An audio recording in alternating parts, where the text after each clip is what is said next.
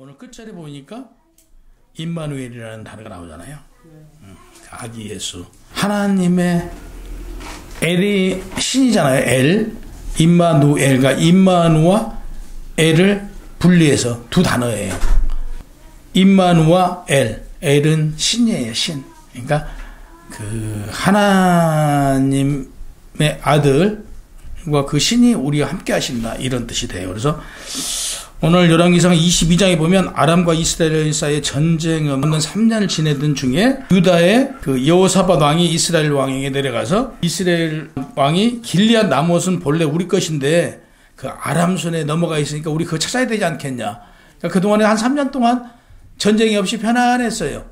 그러니까 이제 편안했는데 우리 땅을 찾아야 되지 않겠냐라고 얘기를 해요. 그래서 이스라엘 왕이 그러자. 그래서 22장 1절과 4절에 보면 이스라엘 왕이 여호사밧에게 이르되 당신은 나와 함께 길리앗 나못으로 와서 싸우지 않겠느냐 이렇게 제안을 해. 그러니까 여호사밧이 이스라엘 왕이 이르되 나는 당신과 같고 당신 백성과 같고 말도 다 같다. 그러니까 우리는 한 형제다 이런 뜻이죠. 한 형제이기 때문에 두말할 거 있냐 해가지고 이제 5절에 보면 여호사밧이 또 이스라엘 왕에게 이르되 청하건대 먼저 여호와의 말씀이 어떠한지 물어보자 그래요. 우리는 어떤 일을 하면서 늘 우리가 하나님께 여쭙고 해야 되잖아요. 역시 여기서 여호사밧도 이스라엘 왕한테 말을 하죠. 물어보자. 6절에 보면 이스라엘 왕이 이에 선지자 400명쯤을 모아요.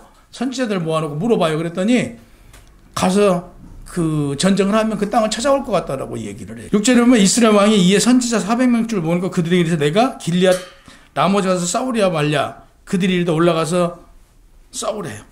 그러면 그들 땅이 그 왕에게 넘겨준다고 거짓말을 해요. 근데 이 거짓말을도 그 선지자들이 하고 싶어서 하는 게 아니고 하나님께서 이미 그들에게 거짓말을 하도록 유도를 하신 거예요. 그러니까 이스라엘 왕이 내시에게 미가야라는 선지자가 있는데 그 선지자한테 우리 얘기를 해보자라고 그래요. 그래서 미가야라는 선지자를 불러서 당신은 이번 전쟁을 어떻게 생각하느냐 물어요. 근데 그 전에 그 내시를 시켜서 가서 데려오라고 그러잖아요. 데려오라고 하면서 그 내시가 그 선지자한테 뭐라고 그러냐면 지금 많은 선지자들이 이 전쟁에 나가 싸우면 이긴다. 그러니까 당신도 그냥 이긴다라고 해라.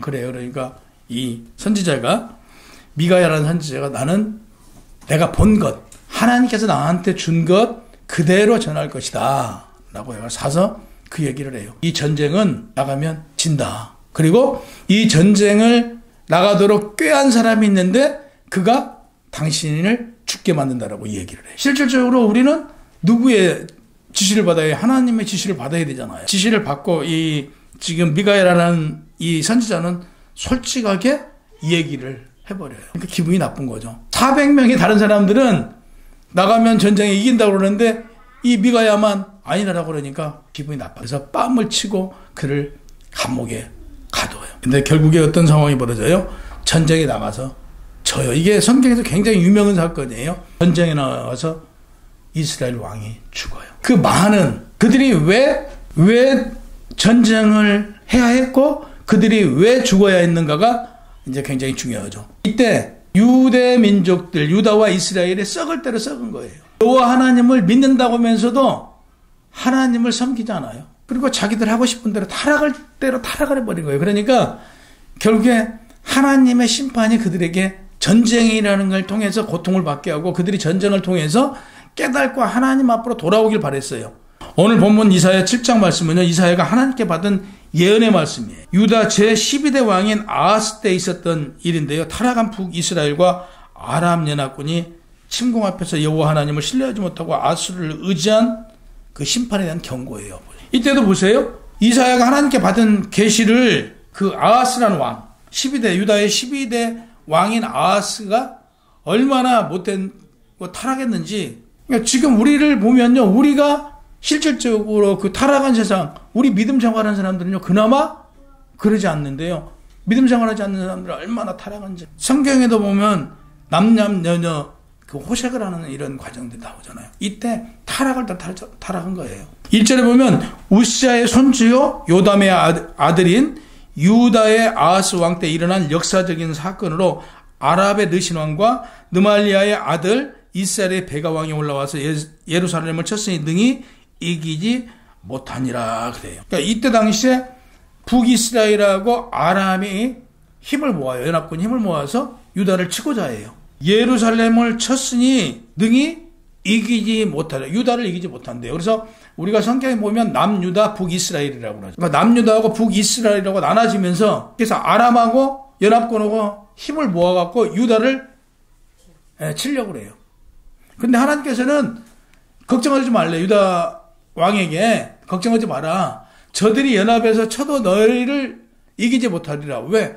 내가 허락하지 않았으니까 이기지 못하리라 하는데 이들은 어떤 상황이 벌어지냐면요. 무서워해요.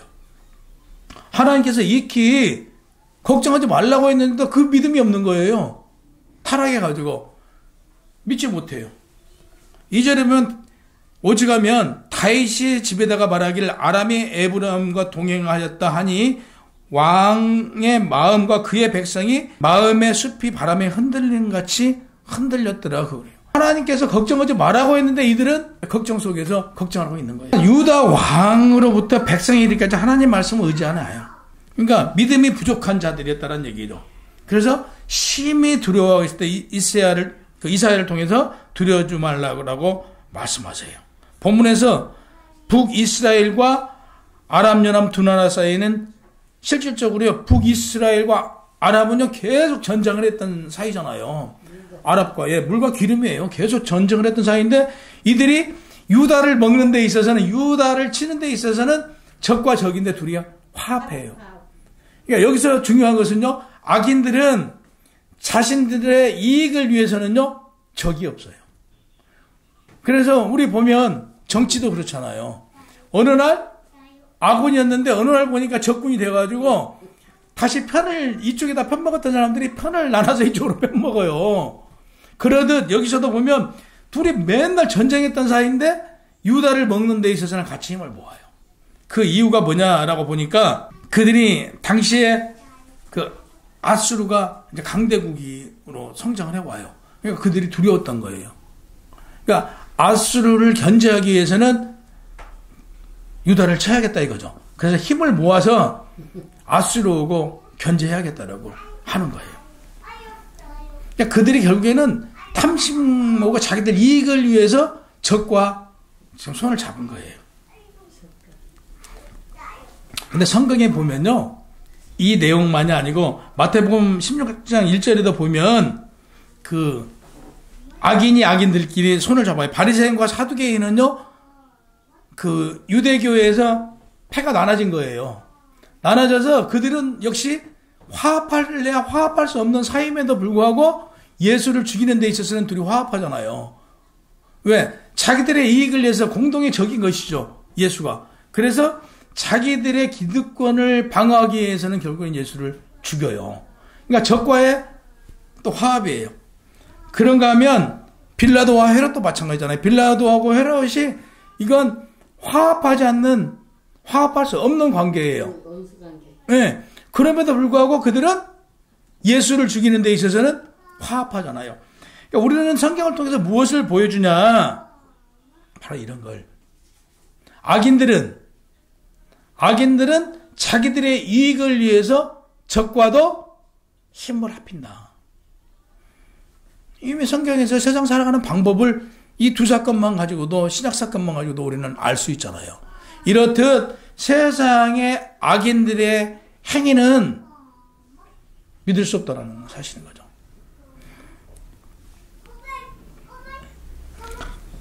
그래서 늘 하나님의 자녀들은 악인들에 대해서 깊이 묵상해야 돼요. 악인들에 대해서 깊이 묵상하고 그 악인들이 공격하는 이유는 결국은 쓰러뜨리고자 공격하는 거잖아요. 예, 이기고 자기들의 어떤 탐심을 채우고자. 근데 우리는 보세요. 오늘 말씀을 놓고 보고 또 오늘 본문 말씀을 놓고 보더라도 우리는 어떻게 생각해요? 그냥 성경에 나와 있는 그냥 성경의 이야기 정도로 생각하잖아요. 이게 현실적으로 나의 일이라고 생각지 않잖아요. 나의 일이에요. 내 일이거든요. 근데 그냥 성경 속의 이야기 정도로 생각하고 악인들에 대한 견제는 안 해요. 그냥 성경에 이런 일이 있었는가 보다라고 생각을 한다고요. 그래서 악인들에 대한 견제를 하고 서로 화합해서 하나로 뭉쳐 있어야 되거든요. 세상의 악인들은요, 늘 우리를 넘어뜨리고자 그들은 연합해요. 근데 우리는 무방비 상태예요. 그러려니 하고, 그래, 그냥 성경 속 얘기 정도야. 그러니까 넘어질 수밖에 없는 거예요. 그러니까 악인들에 의해서 쓰러질 수밖에 없는 상황인 거죠.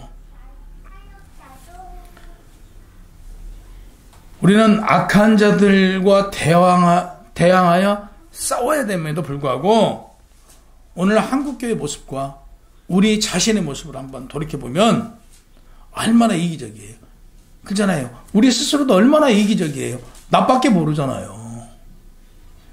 그러니까 나를 위한 목적은 결국에 하나님의 영광을 가린다는 사실인 거죠. 내가 나에 대한 걸 무엇인가를 채우려고 하면 하나님의 영광은 드러날 수가 없어요. 그러니까 내가 나를 비우고 나아갈 때 나의 삶 속에서 하나님의 영광이 드러나는 것이지, 내가 나를 드러내고 나의 욕심을 채우고 나의 탐심, 나의 이기적인 것을 헤쳐나가려고 보면 하나님의 영광은 가려진다. 또 악으로부터 넘어지고 깨질 수밖에 없는 이런 사실이라는 거죠. 악인들은요, 짬만 나면 우리 성도들을 파고들려고 들어와요. 틈만 주면요. 그렇죠. 신천지애들처럼 틈만 주면 파고들어요. 근데 우리가 알고, 지금 김 지사님도 마찬가지잖아요. 그 신천지를 아니까 계속 공격을 해도 아이고 가스럽다 생각하고, 야 너나 잘 믿으세요, 이렇게 가잖아요. 근데 실질적으로 안 그런다는 거죠. 이걸 모르는 사람들은요, 틈틈이 파고들어요. 이단들이 왜 이렇게 돈이 많아요? 왜 그러지? 이단들은 결국에 보세요. 성도들을 처음에는 굉장히 잘해줘요. 근데 율법으로 묶으면요, 빠져나갈 수가 없어요. 실질적으로 그래요. 제일 무서운 교회가 어떤 교회냐면요, 율법으로 묶는 교회예요. 뭐가 어쩌면 당신 이런 일 당한다. 이게 돈 내놓게 하는 거예요. 예, 이런 일 당한다라고 하면요, 우리가 안 믿을 것 같죠? 아이고, 그래 봐라. 내가 당하나? 어림도 없어요. 실질적으로 하나님의 역사, 그러니까 악한 영들이 하는 짓은요, 무슨 짓을 해서라도 다 해요. 오늘날 정상적인 교회는 돈이 없어요. 근데 약간 그런 느낌이 있는 교회들은, 이단들은 돈이 많아요. 신앙생활 자체가 이단들이 신앙생활을 더 열심히 하고, 하나님의 이제 나중에 이제 가봐야 알겠지만, 그 성도들을 이끌어가고 있는 그들은 나쁘지만 주일날 그 예배를 드리잖아요. 그 외에 하루를 전도해요. 이유를 불문하고.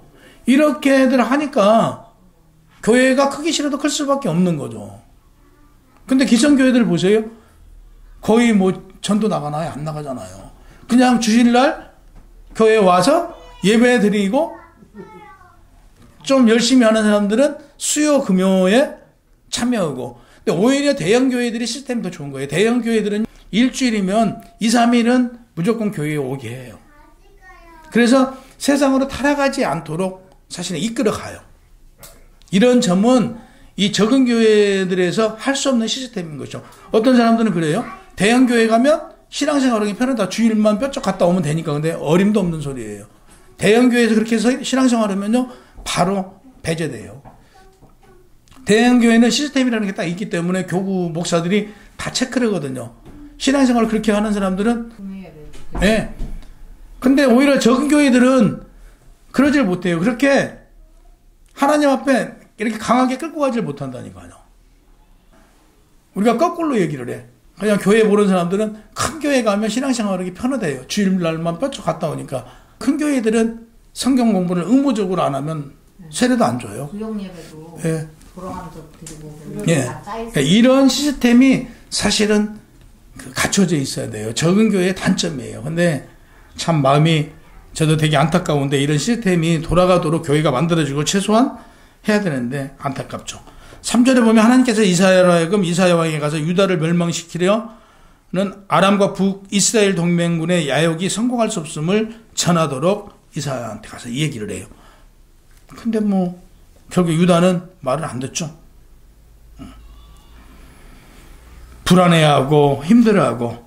그러니까 여호와께서 이사야에게 너와 내 아들 스와라숲 임모 수도 끝 세탁자의 발끝길에 나가서 아하스를 만나 르신과 아람과 느말리아의 아들이 심히 노할지라도 이들은 연기나는 두 부지갱이 구루터기에 불과하니 두려워하지 말며 낙심하지 말라.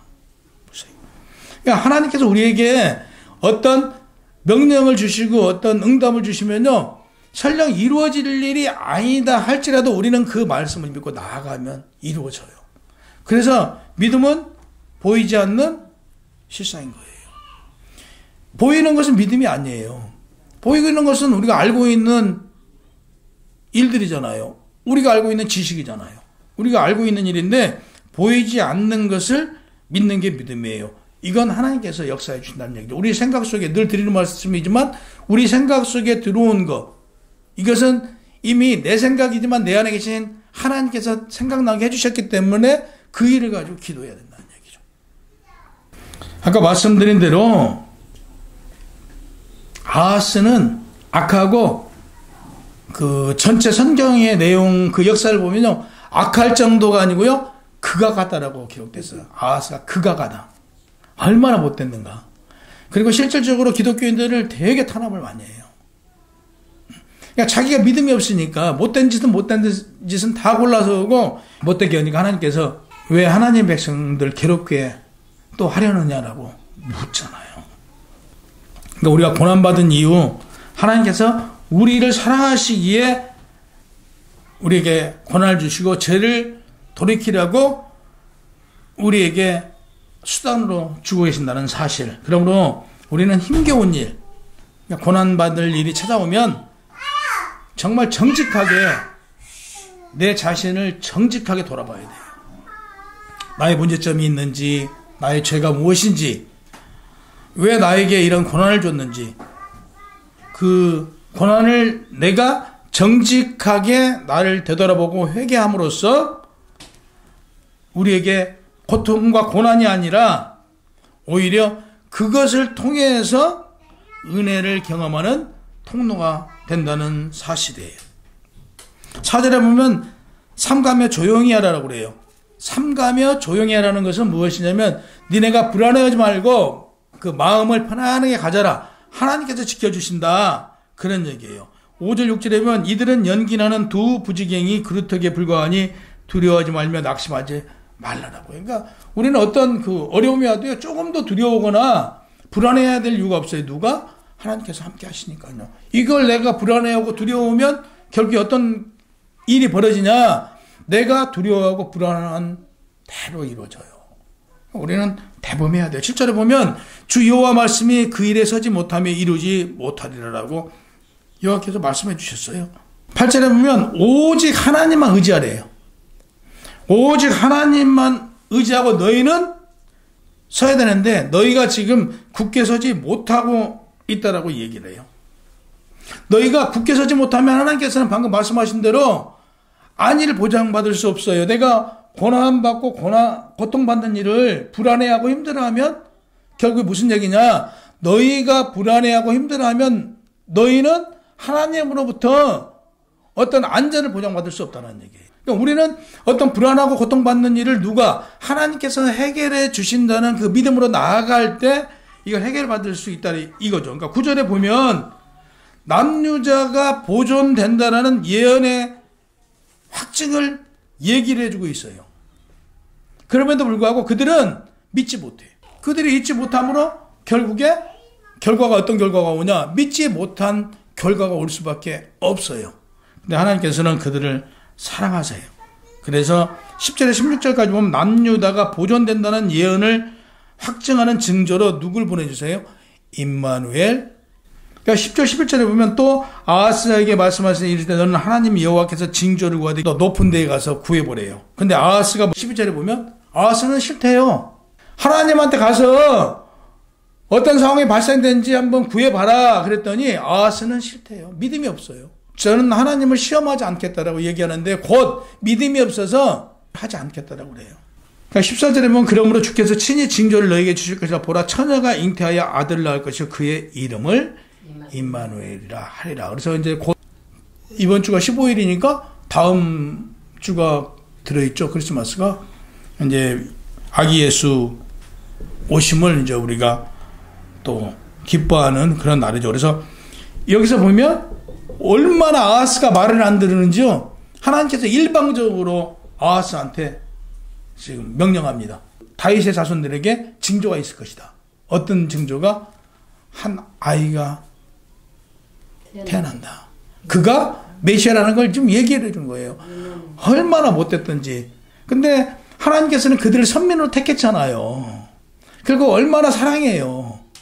사랑하는데 타락을 때려 타락하고 보잘것없고 하는 짓마다 못된 짓만 하는 거죠. 정말 사람이라는 걸 또 패? 그러고 싶었을 거예요.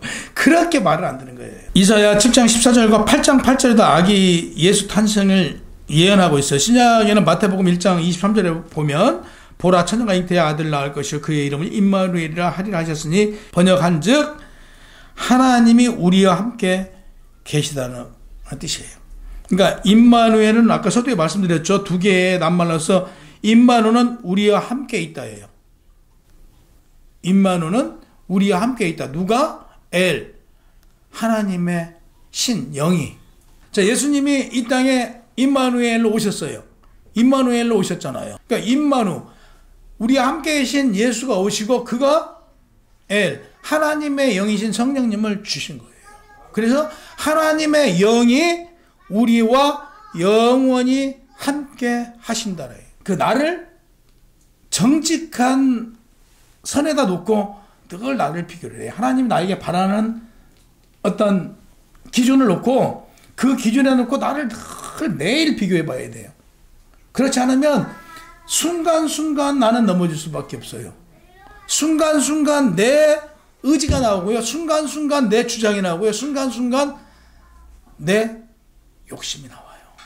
하나님께서 그 아하스에게 예언하지 않았잖아요. 하나님은 하나님이 택하신 선지자들을 통해서 백성들한테 예언을 하듯 지금 본문에도 보면 이사야를 통해서 하나님께서는 말씀을 주세요. 그러면 이사야는 아하스에게 다시 전달을 해요. 그럼 여기서 이사야는 얼마나 하나님의 말씀을 제대로 이해하고 하나님께서 주신 말씀을 우리는 인격적인 하나님을 믿잖아요. 그러면 여러분 한 분 한 분을 놓고 보시자고요. 김 집사님, 최 집사님 다 놓고 보면요. 그분 인격이에요. 믿음은요. 믿음이 다르잖아요. 우리 최 집사님 믿음 오고 김 집사님 믿음 오고 우리 권사님 믿음 오고 다 같아요? 다 달라요. 그것은 무엇이냐면 최 집사님, 김 집사님, 우리 권사님 인격이에요. 그 인격에 따라서 그 믿음이 달라요. 이러듯 이사야에게 하나님께서 주신 말씀을 이사야가 그 말씀을 이해해요. 먹어서 이사야의 인격을 통해서 전달돼요. 우리 최 집사님이 성경을 보니까 지난번에 그런 간증하셨잖아요. 예전에 성경 볼 때와 지금 성경 볼 때와 달라. 그것은 다시 얘기해서요. 예전에 성경 볼 때와 지금의 인격이 달라진 거예요. 예전에는 그냥 성경을 봐요. 근데 내가 성경을 보니까 이거 하면 안 된대. 이런 게 좋은 거래라고 나름대로 성경의 말씀을 기준이 삼아져요. 그러면서 어떤 상황이 발생되냐? 그러면서 내가 좀 더 진리에 가까워져 가고 있어요. 성경 말씀이 또 달라지고 또 달라져요. 성경이요 수십 번 바뀌어요. 내용은 이 성경 내용은 그대로 있는데 해석이 수십 번 바뀌어져요.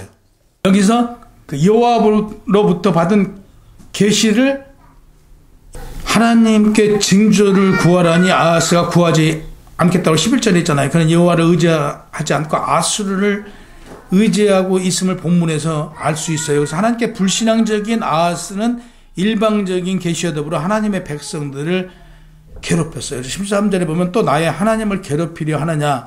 나의 하나님은 여호와 불신앙과 교만이 가득한 아하스에게 다윗의 집이여로 표현했어요.